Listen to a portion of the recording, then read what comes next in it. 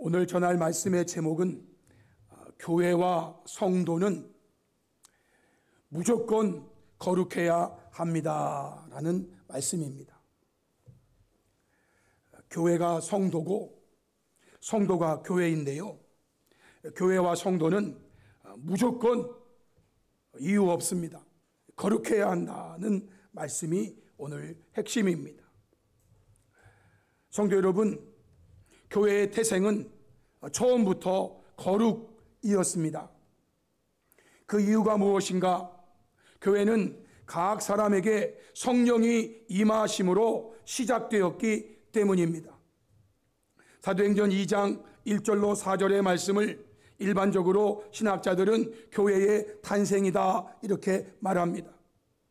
오순절날 그들이 다 같이 한 곳에 모여 있는데 이 호련이라는 말이 성경에 나오면 하나님의 역사로 생각하시면 무조건 맞습니다. 호련이 하늘로부터 급하고 강한 바람 같은 소리가 있는데 그들이 앉은 온 집에 가득했습니다. 소리가 있었어. 그리고 마치 불의 엿처럼 갈라지는 것들이 그에게 보였습니다. 이제 눈으로 보는 겁니다. 귀로 듣고 눈으로 보고, 그리고 각 사람 위에 하나씩 임하여 있는데 그들이 다 성령의 충만함을 받았다라는 것입니다. 그러니까 성령이 이렇게 각 사람에게 임하였다는 것이죠. 그러자 성령이 말하게 하심을 따라 다른 언어들로 말하기를 시작했습니다. 이것이 일반적으로 말하는 교회의 탄생 시작입니다. 성도 여러분, 교회는요, 성령은 거룩한 영 제3위 하나님이신데 거룩한 영, 성령이 각 사람에게 임하였고 그로 인하여 예수님께서 세우시겠다고 약속하셨던 그 교회가 시작된 것입니다. 마태복음 16장 18절에 또 내가 네게 이르노니 너는 베드로라. 내가 이 반석 위에 내 교회를 세우리니 음부의 권세가 이기지 못하리라 라고 말씀하셨어요. 베드로 위에 교회를 세우시겠다고 하셨는가? 이렇게 해석하는 그러한 기관은 천주교 기관입니다. 천주교에서는 예수님 말씀하셨다. 내가 내게 이르노니 너는 베드로라.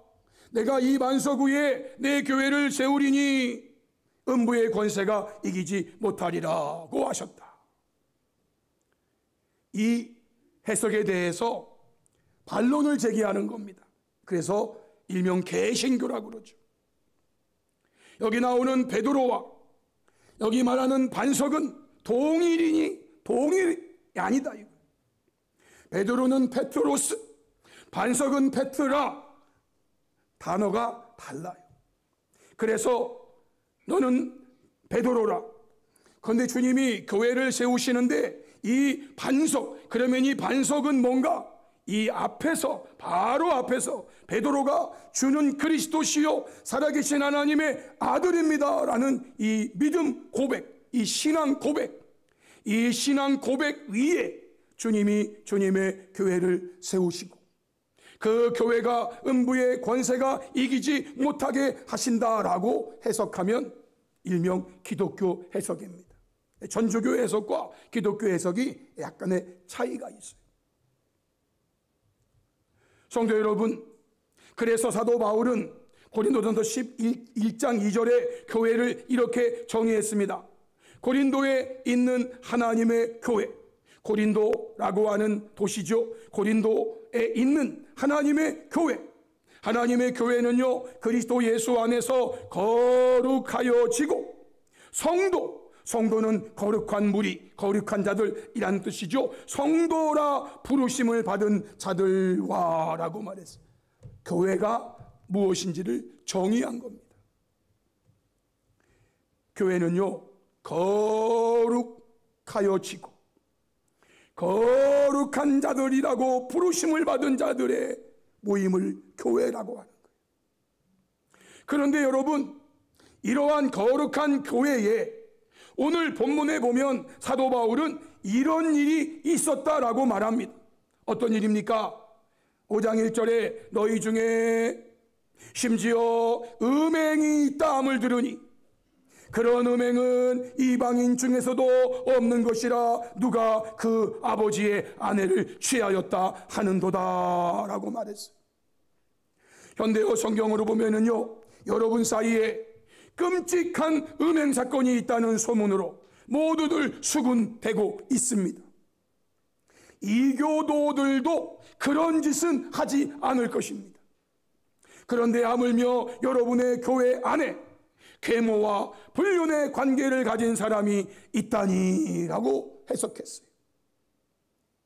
이런 일은요, 이방인 중에도 없는 것이고, 이런 일은요, 이교도들도 하지 않는 짓인데, 그런데 이런 일이 교회 안에 이런 일이 있다니.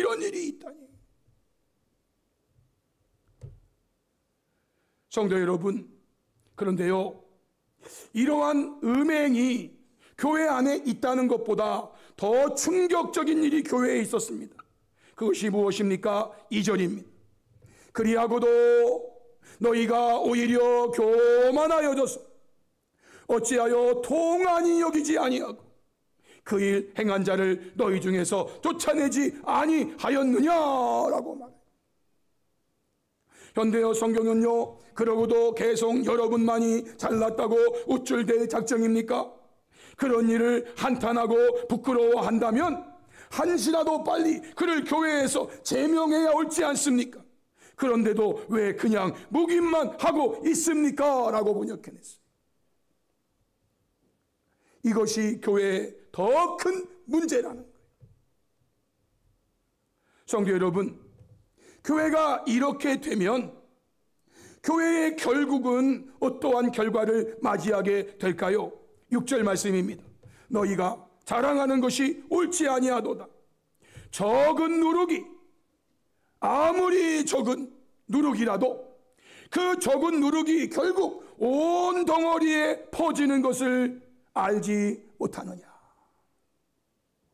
현대어 성경에는요, 순결함을 자랑하는 여러분이 그런 일이 그대로 계속되도록 방치하고 있다니 참으로 소름이 끼칩니다.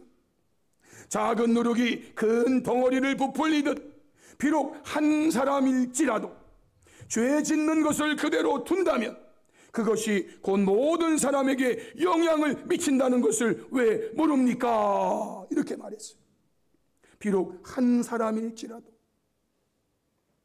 그의 그런 음행을 그저 방치하고 묵인해 둔다면 그것이 모든 사람에게 영향을 미친다는 거, 적은 누룩이 온 덩어리에 퍼지는 거 여러분 알고 있지 않습니까? 라는 말이에요. 그러므로 성도 여러분, 예수님께서 성령으로 세우신 교회, 성령이 임하여 있는 성도는 무조건 조건이 없습니다. 이유가 없습니다. 거룩해야 한다라는 거예요. 오늘 본문 5절로 7절에 너희는 누룩 없는 자인데 새 덩어리가 되기 위하여 묵은 누룩을 내버리라는 겁니다. 여기 묵은 누룩을 한마디로 하면은요, 우리의 옛 생활이에요. 옛 생활. 우리의 유월절 양 곧 그리스도께서 희생되셨느니라. 이러므로 우리가 명절을 지키되 묵은 누룩으로도 말고 악하고 악의에 찬 누룩으로도 말고 누룩이 없이 오직 순전함과 진실함의 떡으로 하자라고 말했어요. 여러분, 이 떡이 일명 무교병이라고 하는 거예요. 애굽에서 해방되어 구원되어 나온 주의 백성들은요, 이제는요 7일 동안 무교병만을 먹으라는 거예요. 누룩이 들어간 것은 일체 먹지 말고 일체 있게 하지 말고 오직 누룩 없는 떡, 그것이 우리 예수님이 유월절 양으로 희생되셨기 때문에 묵은 누룩으로도 말고 악하고 악의에 찬 누룩으로도 말고 누룩이 없이 오직 순전함과 진실함의 떡, 거룩함, 이 거룩함을 상징하는 거예요. 사랑하는 성도 여러분, 저와 여러분은 사람의 행위로 구원받는다는 행위 구원은 성경의 전체적인 맥락에서 결코 받아들일 수 없습니다. 그럼에도 구원받는 믿음을 가진 성도는 결코 불의한 자의 삶을 살아서는 안 된다라는 것이죠. 구원받는 믿음을 가진 성도가 그것이 하나님의 말씀으로 볼 때 불의한 일이라는 것을 알면서도, 예를 들어서 오늘 말씀에 나오는 음행하는 일이, 아버지의 아내를 취하는 일이 하나님의 말씀으로 볼 때 불의한 일이라는 것을 알면서도 회개함이 없이, 즉 통한이 여김이 없이 계속해서 교만한 마음으로 그러한 불의한 일을 자행하며 자랑하며 살아간다면, 과연 그에게 있는 예수님을 믿는다고 입으로 말하는 그 믿음이 자신을 구원하는 그 믿음이라고 말할 수 있겠는가라는 것입니다. 그러한 믿음에 대해 성경은 한마디로 죽은 믿음이라고 말했습니다. 야고보서 2장 26절에 영혼 없는 몸이 죽은 것 같이 행함이 없는 믿음은 죽은 것이니라 라고 말씀했어요. 현대어 성경으로 보면은요, 영혼이 들어있지 않은 몸, 이 몸에서 영혼이 빠져나가게 되면 이 몸은 죽은 몸이다라는 거죠. 영혼이 빠져나가면 그는 죽은 몸이라고 말합니다. 이와 같이 실천이 뒤따르지 않는 믿음은 죽은 믿음이다라는 것입니다. 믿음은 있는데 실천이 없어. 그러면 몸은 있는데 영혼이 없는 것, 죽은 몸이라는 거예요. 죽은 몸이라는 거예요. 야고보서 2장 22절, 네가 보거니와 믿음이 그의 행함과 함께 일하고 행함으로 믿음이 온전하게 되었느니라 말씀했어요.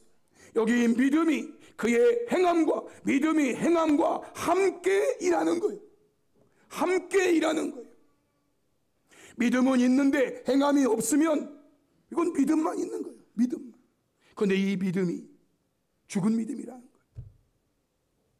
행함으로 이 믿음이 행함으로 온전하게 된다. 17절, 이와 같이 행함이 없는 믿음은 그 자체가 죽은 것이라. 14절, 내 형제들아, 만일 사람이 믿음이 있노라 하고 행함이 없으면 무슨 유익이 있으리요?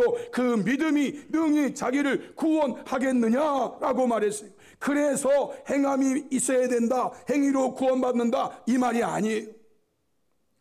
정말 구원받는 믿음이 당신에게 있다면 그 믿음을 가지고 불의한 일을 하며 살 수 있느냐, 그 말이에요. 믿음이 있다면은요, 구원받는 믿음이 있다면은요, 불의한 일을 하며 살 수가 없어요.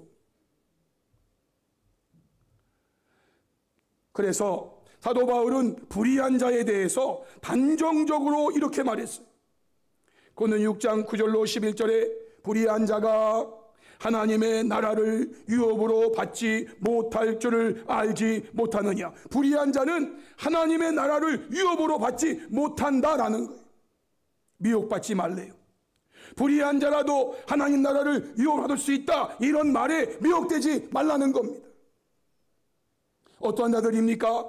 음행하는 자, 우상 숭배하는 자, 간음하는 자, 탐색하는 자, 남색하는 자, 도적, 탐욕 부리는 자, 술 취하는 자, 모욕하는 자, 속여 빼앗는 자들, 이런 일을, 하나님의 말씀에 이런 일은 불의한 일이다 라고 하는 걸 알면서도 계속적으로 자행해 나가고 자랑하며 나아가고 통한이 여기지 않고 회개하지 않는다면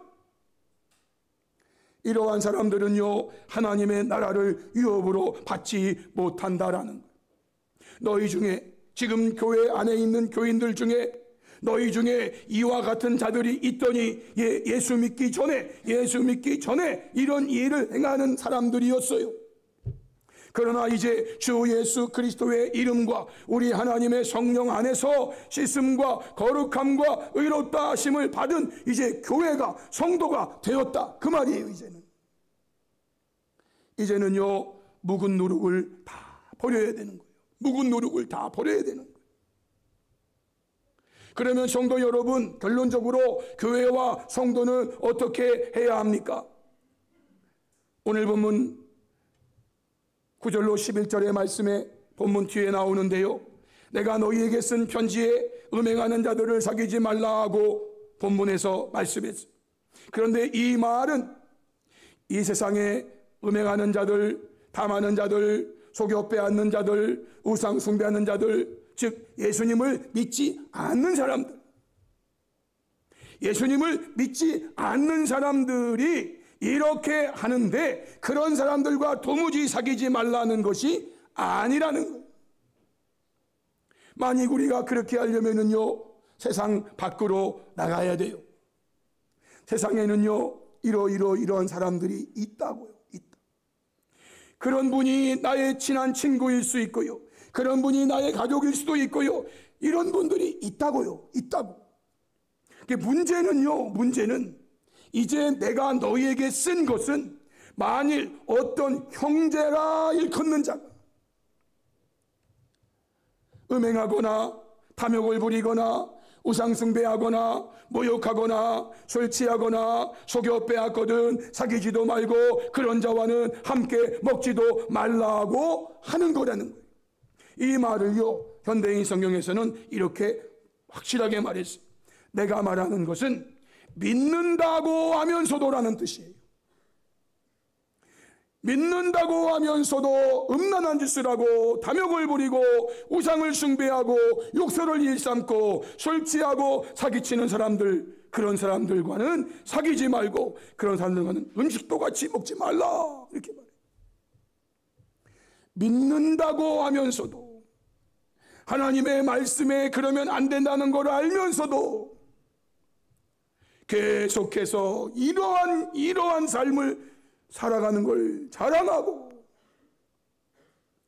그런다면은요, 이건 문제가 있다는 거예요.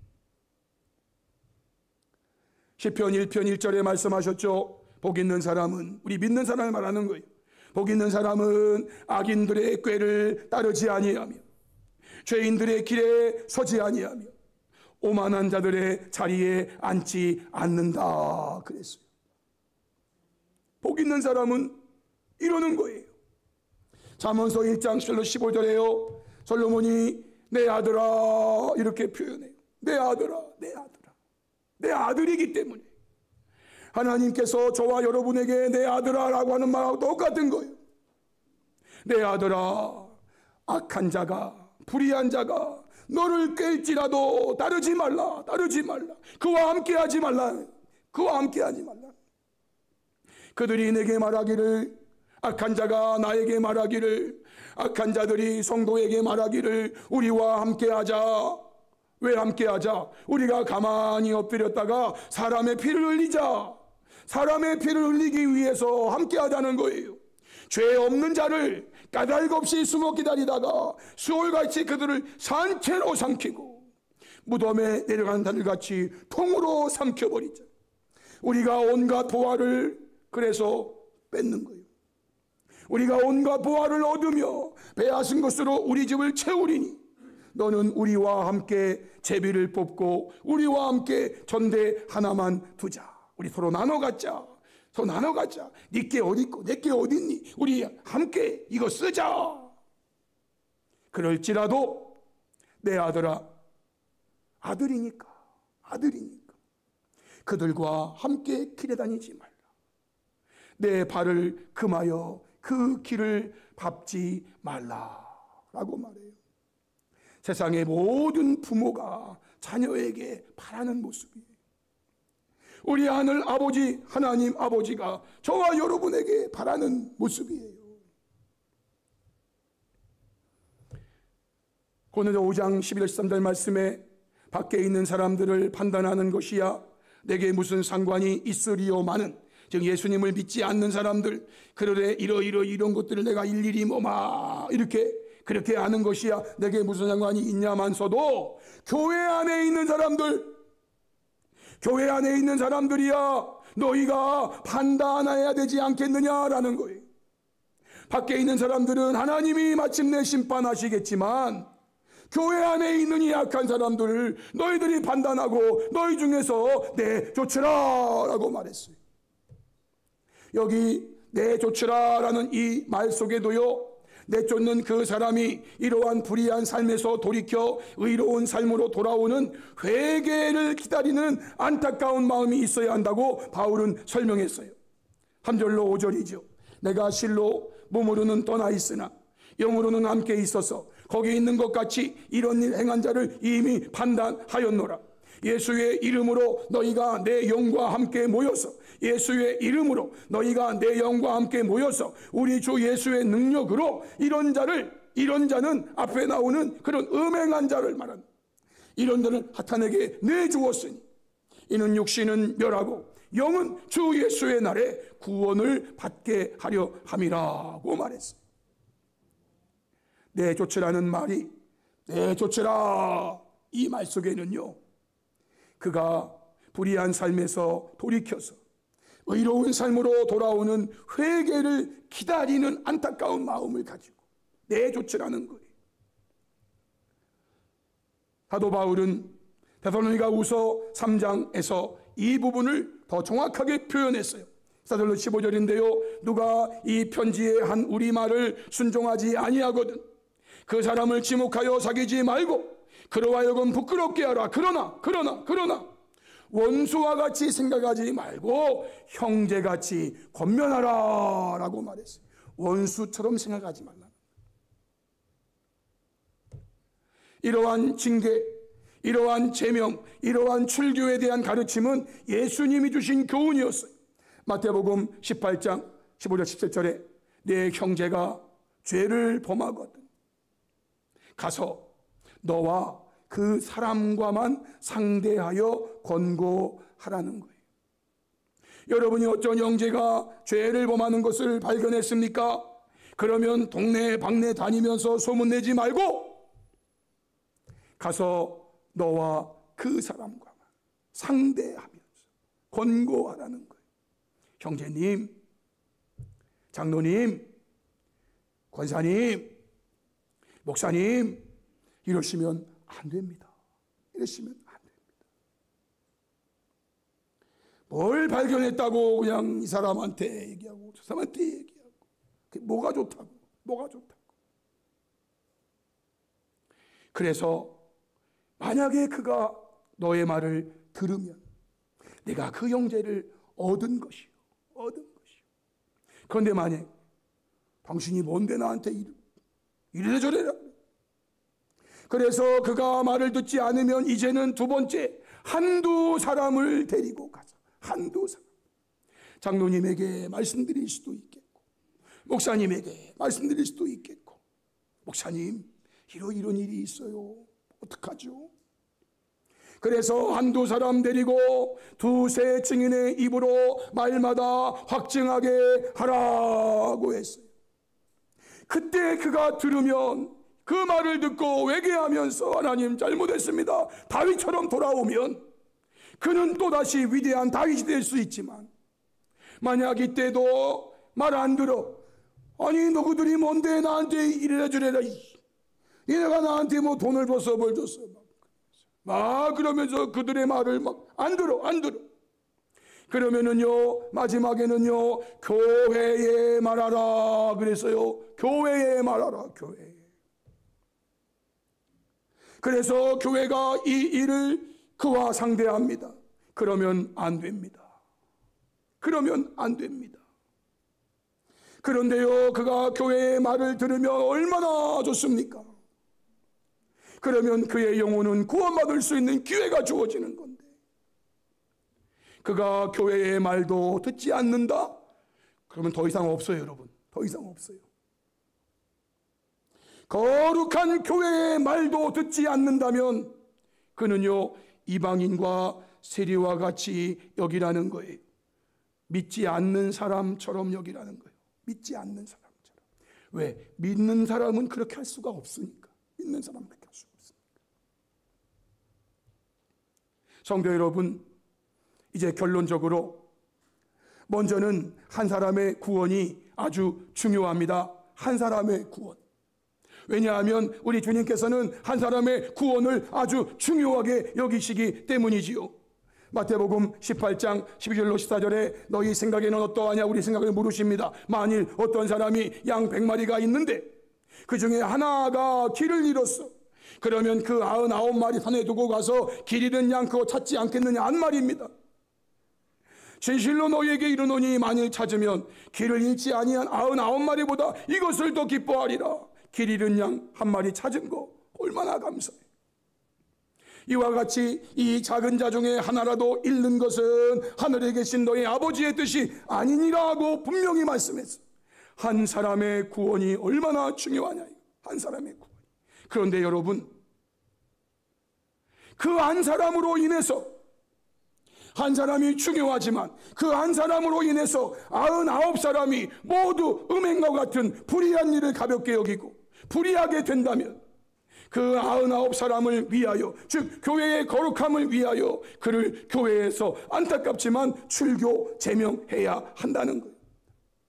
그 이유가 무엇이에요? 교회의 거룩함을 위해서 그런 거예요. 한 사람의 불의함으로 온 공동체가 불의함에 이를 수 있지만, 그러나 교회가 거룩함을 지킴으로 불의한 그 한 사람을 거룩함으로 돌아오게 할 수 있다라는 거예요. 이것이 교회의 거룩함의 능력인 거예요. 구약 성경에 나오는 아간 한 사람으로 인하여 조그만 아이성 전투에서 약 36명의 생명이 안타깝게 전사하였고요.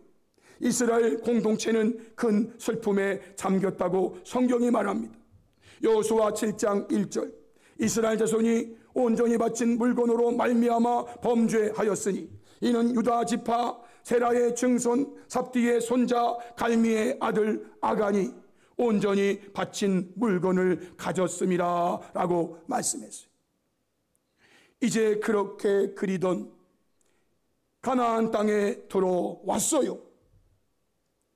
그리고 첫 전투 여리고성, 난공불락의 여리고성 하나님의 능력으로 무너뜨렸지요.